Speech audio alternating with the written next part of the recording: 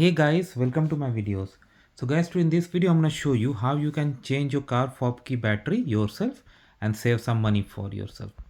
Now before I proceed further, if you have not yet subscribed to my channel, please go and subscribe right now. So this I'm showing for Nissan Sentra, but it can work for other, like same thing is for other cars too. Okay, now the very first thing I would tell you is to go and read your car owner manual and find out which battery you need.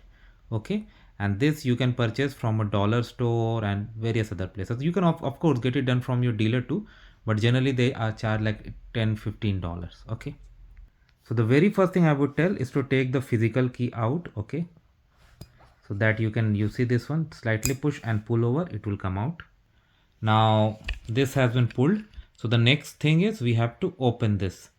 Okay, let me show you if I can focus and show you. You see this one, okay, this is where you need a small device, something you can pull over. I'll try to show you.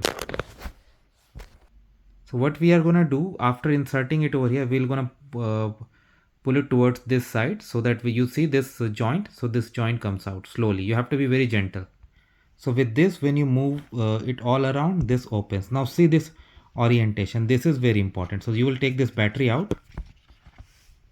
You can use the same device slightly to pull it up, and in the same way, you see plus minus is given here, plus, so same way put the battery here. Okay,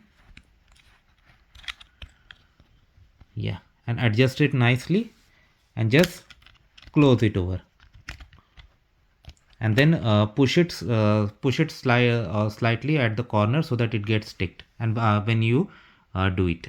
So it's done now. I have done it. Now I'm gonna push the key back.